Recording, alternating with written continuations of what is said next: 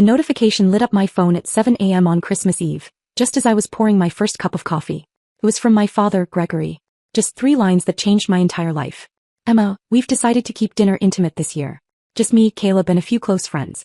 We'll catch up with you after the holidays. I stared at the screen. Intimate. That was his code word. It meant his new girlfriend, the one who was 26, 3 years younger than me, was coming over, and he didn't want my judgmental face ruining the mood.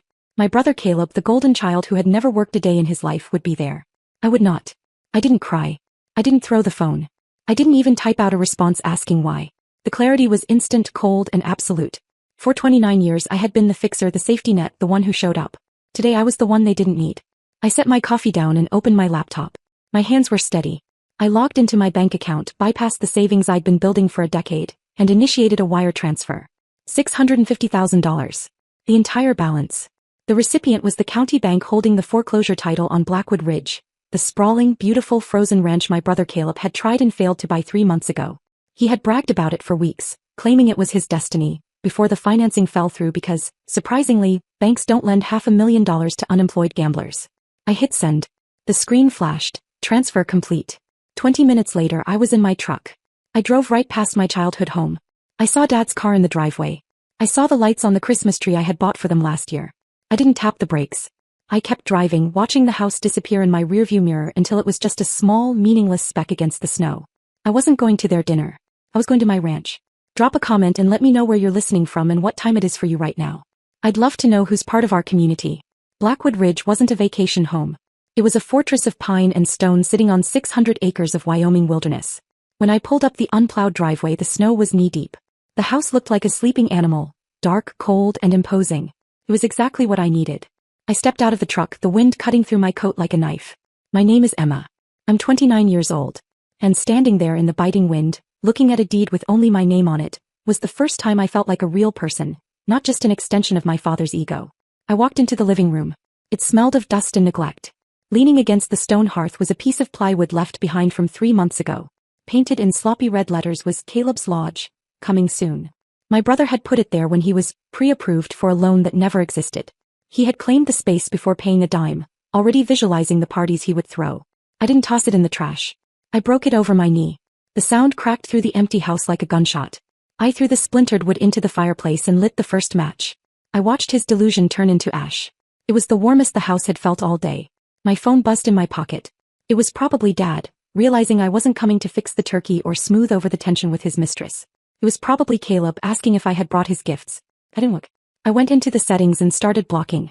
The aunts who only called when they needed money. One by one I silenced them. It wasn't an act of anger. It was an act of hygiene. Then came the hardware. I didn't hire a crew. I climbed the ladder myself. I drilled high-definition cameras into the eaves, angling them to cover the driveway, the porch, and the gate. I swapped out the rusted tumblers on the front door for heavy-duty, commercial-grade deadbolts. I drove the screws in deep, feeling the resistance of the wood. The click of that lock sliding into place was the most satisfying sound I had ever heard. It wasn't just metal on metal.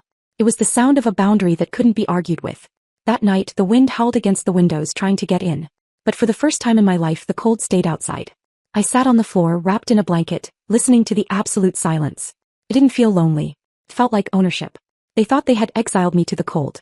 They didn't realize they had just given me a kingdom.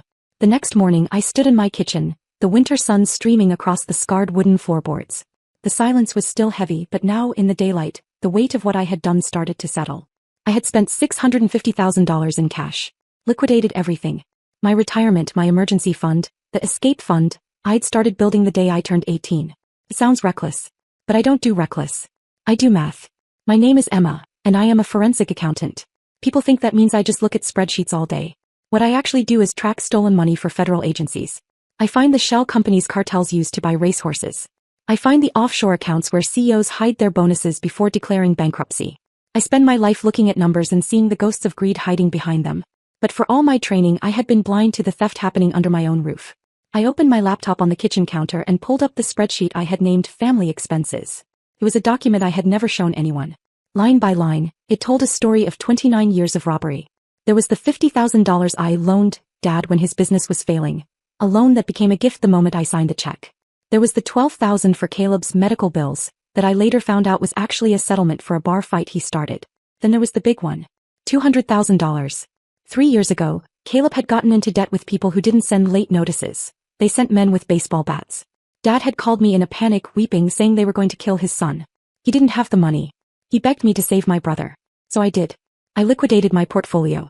I paid off the debt. I made the problem disappear. And how did they thank me?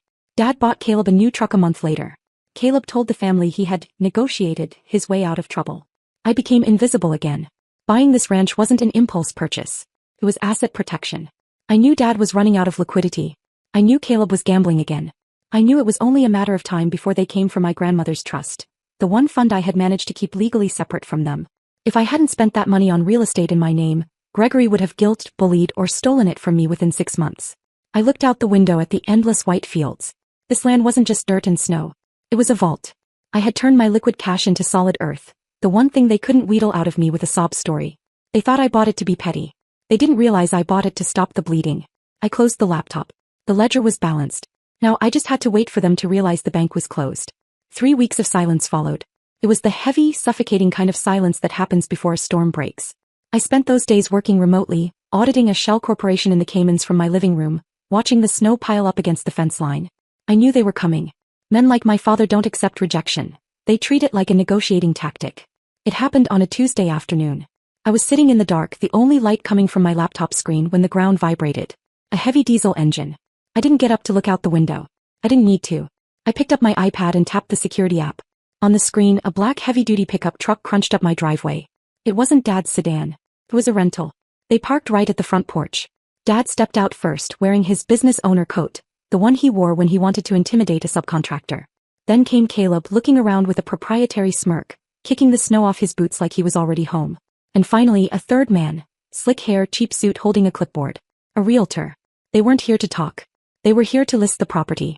I watched on the screen, my heart beating a slow, heavy rhythm against my ribs. Dad walked up to the front door. He didn't knock. He didn't ring the bell. He pulled a key out of his pocket, the spare key to my old apartment in Portland. He slid it into the lock. It didn't turn. He frowned, jiggled it, then shoved it harder. When the deadbolt didn't budge, he stepped back, looking at the door not with confusion but with annoyance. As if the house was disobeying him. He said something to Caleb. Caleb laughed and pointed to the truck bed. Dad walked back to the truck and pulled out a crowbar. It was red, chipped paint, heavy steel. I zoomed in on the camera feed. I needed to see his face. I needed to see if he looked angry or scared or guilty. But he didn't look like any of those things. He looked calm. He looked entitled. That was the moment I finally understood the trap I had been living in for 29 years. This is the trap of normalized cruelty. See, a stranger breaks into your house because they want your stuff. A father breaks into your house because he believes you are his stuff. He wasn't attacking the door because he hated me. He was doing it because, in his mind, my boundaries didn't exist.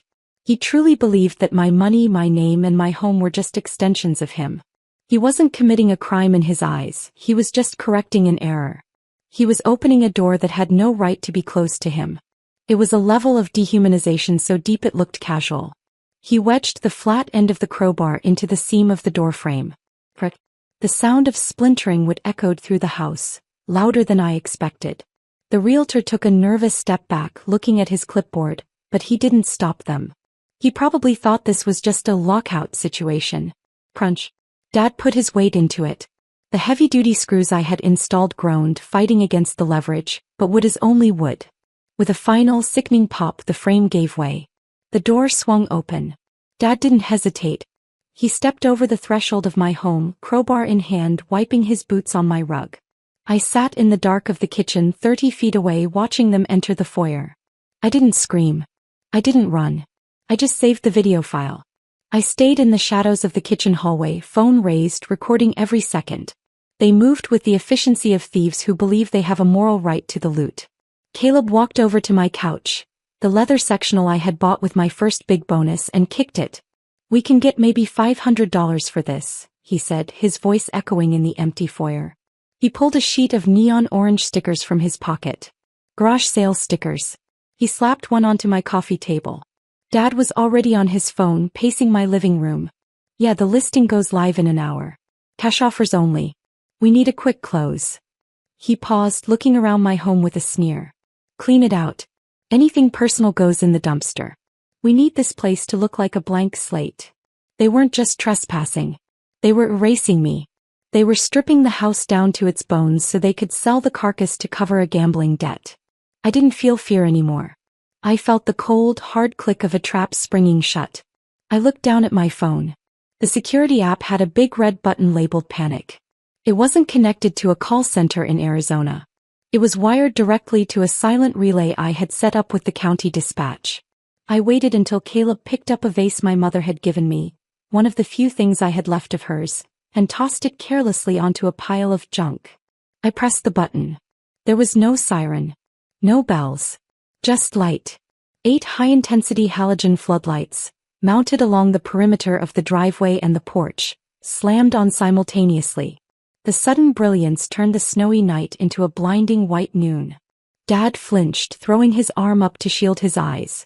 What the hell? Through the front window, blue and red strobes cut through the white glare. They didn't come from down the road. They came from the edge of the property line where they had been waiting. Sheriff Miller's cruiser roared up the driveway, blocking their rental truck. He stepped out, hand resting casually on his belt, his breath pluming in the cold air. But he wasn't alone. Jasmine stepped out of the car holding a thick black binder like a shield. My best friend, my lawyer, the one who knew everything. Dad recovered fast. He smoothed his coat, put on his reasonable man's smile, and greeted the sheriff like a host at a barbecue, spinning a story about a forced entry and a wellness check. He pointed at the broken door, calling me unstable and claiming he was protecting family property. Sheriff Miller didn't move. He stared at the splintered wood. That's not a wellness check, he said flatly. That's a felony. Dad argued. Family property. Trustee rights. No, I said, stepping into the light. I live here. He insisted the ranch was bought with trust funds, making him untouchable. Jasmine opened the binder. The metal rings snapped loud in the cold air. She cited Clause 404. Any trustee who commits a felony against trust property is immediately removed and forfeits all inheritance. The crowbar in Dad's hand suddenly mattered. The sheriff listed the charges: burglary, destruction of property, attempted grand larceny. The crowbar hit the porch. Dad accused me of trapping him. I didn't, I said. I just let you be yourself. Then he tried one last move, ordering my arrest for stealing his truck. The sheriff confirmed the report. I handed over a court judgment. A quiet title ruling, I said. Your name was removed last month. The sheriff's face hardened. Filing a false report made 2 felonies. He cuffed my father. As the cruiser pulled away, the trust transferred automatically to me. Later, Jasmine and I sat on the porch as snow fell again. My phone buzzed with demands for bail money. I blocked the number. I locked the gate. I wasn't alone. I was free.